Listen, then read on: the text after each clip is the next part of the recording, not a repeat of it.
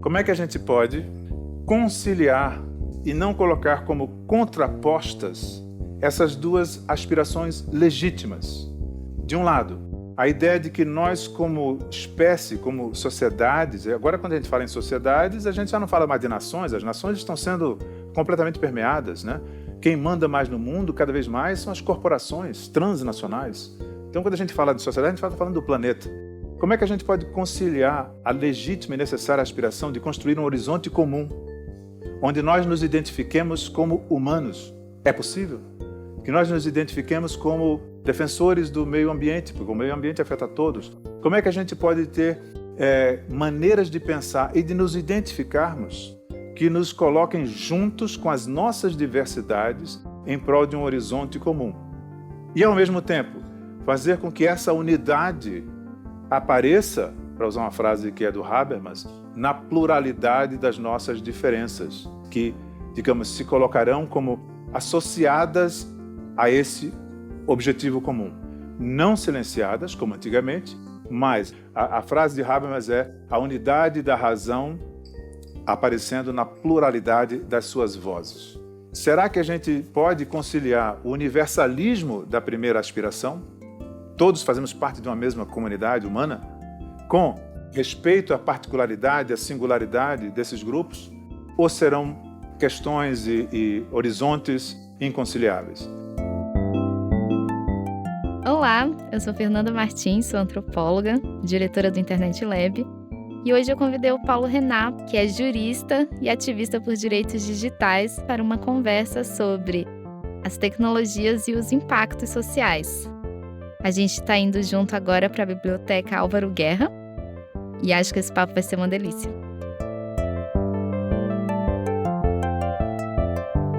Ai, que bom te ver. Sempre bom te ver. Esses encontros estão ficando mais frequentes. Acho importante dizer primeiro que você é uma inspiração enorme para mim. Então, quando o convite chegou para a gente bater esse papo, eu fiquei muito feliz.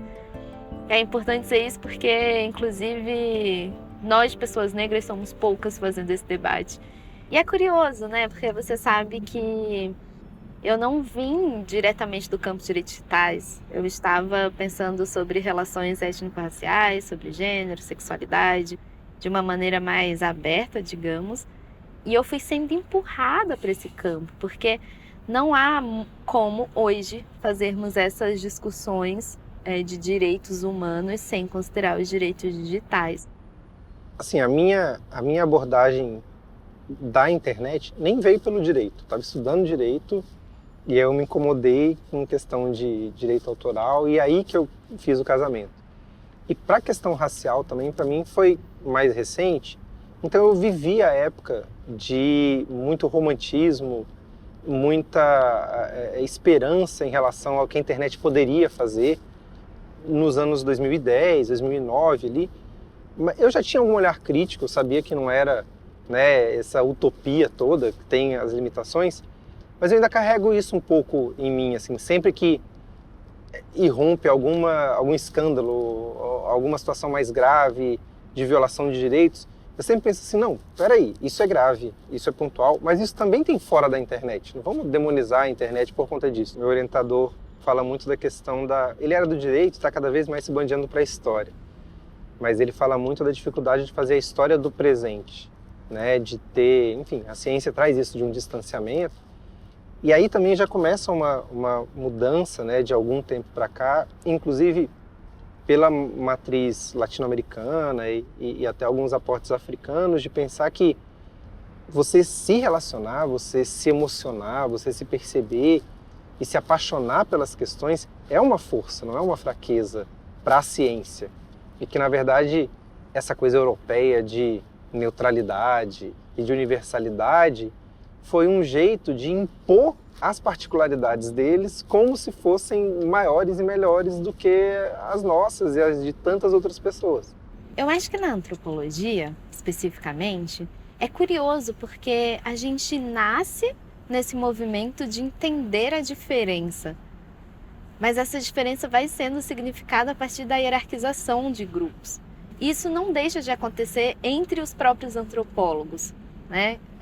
Que é ciência Exato. nos moldes tradicionais. Né? Exato. E aí, essa questão da neutralidade, de como fazer uma antropologia, fazendo esse distanciamento, a alteridade para conseguir compreender o que se passa, isso é muito cobrado dos grupos marginalizados. Então, a gente, as pessoas negras vão ser sempre aparentemente muito militantes para fazer ciência.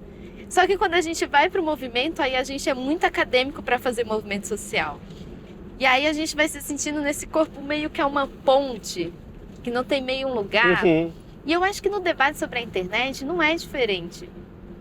A gente começa a fazer os debates sobre os impactos da tecnologia. E aí parece, por exemplo, que todo o tema sobre desinformação, né, puxando para as redes sociais, eleições, integridade eleitoral, democracia. Desinformação parece um problema gigante, mas a violência contra grupos marginalizados nas plataformas, nas redes sociais, isso parece algo menor. Esse é o específico, esse é o geral. Primeiro a gente cuida do geral, depois a gente chega no específico. E ainda tem uma incompreensão do quanto essas coisas se conectam, estão articuladas. Quando falamos sobre tecnologia, sobre impactos na sociedade de forma geral, não basta que a gente pense as pessoas negras, as pessoas LGBTQIA+, as mulheres, como parte de um problema, mas como parte dessa solução. A gente precisa ser pensado como sujeitos ativos nesse processo de mudança. E aí você estava comentando da ausência de pessoas negras e eu fiquei pensando que quando a gente pensa mesmo nas big techs, né, que estão no Brasil, acho que o Brasil está localizado em um lugar bem diferente em relação a outros países do mundo, porque somos muitos os usuários dessas redes, então né, há esse esforço de terem escritórios aqui. E quando a gente olha para o lado de lá, a gente também não observa pessoas negras. Você acha que isso impacta o modo como essas políticas são pensadas no contexto local? Com certeza, eu acho que assim, a gente tem tido uma afluência boa nas organizações do terceiro setor, mas o governo ainda praticamente zero. E nas empresas, uma ou outra pessoa. Então, acho que tudo isso faz parte desse cenário de quem está mais aberto à mudança e quem está menos aberto à mudança. E qual o motivo da mudança, né? Acho que nas empresas é ainda a questão da lucratividade, nem que seja de uma higienização da imagem da empresa ou uma preocupação legítima com a imagem da empresa, mas é indireto. E no governo, né, tem que virar capital político, tem que virar uma demanda social pesada, senão a economia leva, né, senão a disputa de poder entre um partido e outro leva melhor e não vão tirar uma pessoa ou não deixar ela entrar para privilegiar outra pessoa. Então a interseccionalidade para mim foi uma chave muito importante de legitimação, porque vendo o movimento feminista, que eu acho que no Brasil hoje é o mais bem estruturado em diversas frentes, é hoje muito ok você vê na TV, nos espaços de cultura, um meio a meio, ou uma preocupação de ter uma mulher CEO e algo do tipo. E aí quando eu ouço as violências porque elas passam, né, aí eu consigo me relacionar e falar, peraí, essa violência eu também passei por outra perspectiva. Eu vi a Carmen Lúcia falando num evento que chegou um entregador na casa dela e falou, não, peraí, eu vim entregar um pacote para uma autoridade, estão me dizendo que é uma mulher que mora aqui. Tipo, cara, a presidenta, ex-presidenta do STF sendo, assim, violentada por uma pessoa que foi fazer uma entrega, que não tem a menor ideia de quem seja e do que ela está fazendo, mas ela está expressando essa estrutura de violência, né? Que existe nas outras frentes também, que a gente não está acostumado, eu não estava acostumado a problematizar. É importante pensar nessa questão da identidade e o fato positivo de que elas tenham assumido uma posição na vida cultural e política é porque isso permite que injustiças e que exclusões que atingem não só direitos objetivos, não só coisas de vida pública, mas que estão entranhadas no íntimo das pessoas, venham à luz e a gente entenda que essas questões dizem respeito à nossa discussão sobre que tipo de gente a gente quer ser, que tipo de espécie nós queremos ser, que tipo de sociedade nós queremos construir. Não existe um indivíduo isolado, nenhum homem é uma ilha, é verdade, né? William James é um filósofo americano que tem uma imagem que eu acho muito bonita, acho que cabe aqui. Ele dizia que tudo no mundo está ligado a tudo. E nós, seres humanos, também estamos ligados, não só ao ambiente, mas nós humanos estamos ligados à experiência humana, né? E ele dizia, nós somos mais ou menos que nem ilhas. As ilhas, se tivessem consciência, elas poderiam achar que são indivíduos isolados. Uma ilha não tem nada a ver com a outra ilha, sem se darem conta de que por baixo da água elas são totalmente interligadas. Seres humanos, mutatis mutandis, somos assim. Todos nós temos a nossa singularidade, a nossa individualidade, cada um é um abismo profundo, irrepetível, tudo isso é verdade. Mas isso só aparece como expressão singular do nosso pertencimento a uma coletividade. Eu fico pensando um pouco dessa construção de uma memória, e uma memória que vai ser atravessada tanto pela questão tecnológica, de entender que não é do nada, que existe uma nuvem e que esses arquivos vão ficar lá salvos, né? Que isso exige do meio ambiente, exige energia, exigem pessoas trabalhando. Mas essa produção de memória que eu acho que nos possibilita também, além de conectar pessoas, é como se a gente atravessasse o tempo e fosse atravessado de formas muito distintas. Você sabe que eu estou pensando muito sobre essa questão da memória em relação a como as pessoas colocam suas experiências na internet, e como que elas fazem essas trocas. E aí, desde o início dos anos 2000, né, a primeira década de 2000, quando elas faziam muito isso a partir de blogs, mas depois, quando isso vai chegando ali 2015, e isso vai sendo atravessado pelas influencers, né, que naquele momento a gente chamava de vloggers. E a gente vai mudando esses nomes das pessoas, mas elas vão fazendo parte de uma espécie de arquivamento. É como se hoje fosse mais simples você parar e tentar entender quando as pessoas começaram a fazer esse movimento de, por exemplo, falar sobre violência política. E como essa memória foi se construindo a partir desses atores sociais. Uma coisa que me fez refletir sobre isso, porque assim, a gente já amadureceu uma internet de texto. Uhum. E a gente está acostumado há milênios de trabalhar com texto. Mas trabalhar com a imagem é uma novidade muito recente, né? Essa dinâmica de você gerar uma imagem, ela está imediatamente disponível para você ver, conferir, compartilhar. Isso é, enfim, muito, muito recente na história. Então a gente está criando mecanismos para buscar as imagens. Mas vídeo, por exemplo, né? Eu quero achar um vídeo que tenha uma pessoa negra falando sobre racismo algorítmico.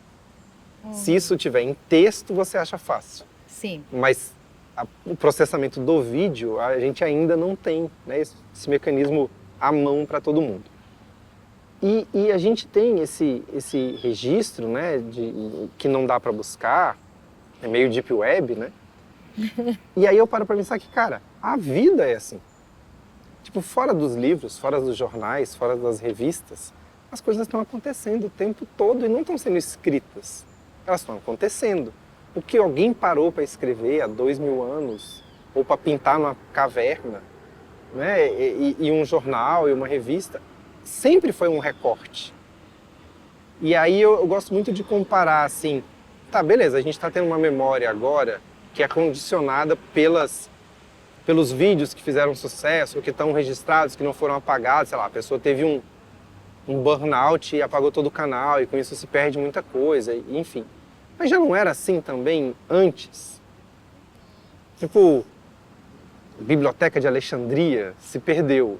Mas o que mais não se perdeu, ou que foi preservado por um acaso, e que a gente acha que é um grandioso texto representativo de uma época, E às vezes é só um texto que ninguém se interessou, por isso ninguém pôs fogo, por isso que ele chegou até a gente. Às vezes eu penso, por exemplo, em alguns grupos em que as pessoas trocam sobre experiências de relacionamentos que foram violentos e que elas se apoiam. E aí tem uma dinâmica interessante no Facebook que é: alguém escreveu aquilo em 2015 e aí uma pessoa em 2024 busca esse grupo para fazer um relato semelhante e ela recupera aquela postagem. E aí às vezes eu penso, como é para essa pessoa que escreveu há tanto tempo ser puxado para uma memória que não foi algo que ela estava andando na rua e sentiu um perfume, um sabor que lembrou aquele momento, mas alguém te puxa. É uma coisa meio mecânica, né? Vão lá e te puxam para viver aquilo de novo. E às vezes eu penso no quanto isso pode ser algo violento e ao mesmo tempo quanto isso também pode proporcionar que a pessoa reexperiencie. Eu acho que... Você falou da memória, não sei se você já parou para pensar que o recorte da memória que é o esquecimento. Sim. Tipo, lembrar e esquecer são o que vão definir, né? E, sabe, pegando de outra metáfora, né, do som, o silêncio é que emoldura o som para ele não ser só ruído. Então você tem que ter essa fronteira que é o que vai delimitar o que tem significado. Então, esquecer é fundamental para poder lembrar. Porque senão fica uma maçaroca e você não vai nem distinguir o passado do presente e projetar uma ideia de futuro e identificar que isso que você está imaginando não aconteceu, né? Isso que você está vivendo agora e o que já passou está lá atrás. E aí é uma arquitetura de funcionamento que independe da gente. Exato. Um dia, de repente, o Facebook passou a nos lembrar, tipo, olha, há um ano você publicou isso aqui. Ninguém perguntou se a gente queria ficar sendo relembrado de coisas. E ao mesmo tempo pode ser uma fuga muito cômoda, né? Às vezes está um dia ruim, e aí você puxa uma coisa boa e vai embora, e aquela coisa que você tinha que resolver vai piorando aqui enquanto você está pensando. Mas é uma possibilidade da tecnologia. Tem um italiano chamado Giacomo Marramal. Ele fala da nostalgia do presente. Que é, enfim, a vontade que eu tô agora de fazer uma selfie aqui, pra lembrar da gente tendo essa conversa, por exemplo. Ou que você tá num show e, tipo, você tá ali, você tá vendo o show e você tem vontade de filmar aquele show que você tá vendo para você poder ver depois. Paradoxalmente, piorando a sua experiência de ver aquele show naquele momento. Mas antes de ver, você fala, eita, começou essa música. Antes de ver a música, você já está com saudade de ver a música e vai querer ver ela de novo. E aí você não vê tão bem naquele momento. E isso ele, enfim, filosofa como algo caracterizador do nosso momento, né? Isso molda as nossas experiências pela possibilidade de você compartilhar, de você, né, circular. E eu lembro que quando eu usava o MSN, eu tinha sempre a preocupação de, mas um dia o MSN pode sumir? Como é que eu vou continuar me conectando com essas pessoas? E aí eu acho que a gente vai vivendo uma falsa sensação de controle. E recentemente eu acho que as discussões em torno da inteligência artificial generativa sacudiu a gente para o que seria essa perda do controle. A gente vai usando muita tecnologia, tentando controlar o máximo, desde o relógio que você usa e que diz quantos passos você deu, os seus batimentos cardíacos. Então a gente tem tentado usar muito a partir do controle. A gente tem os episódios de perda de controle, né? O mesmo fenômeno dessa desordem informacional, como você colocou, faz parte dessa perda de controle.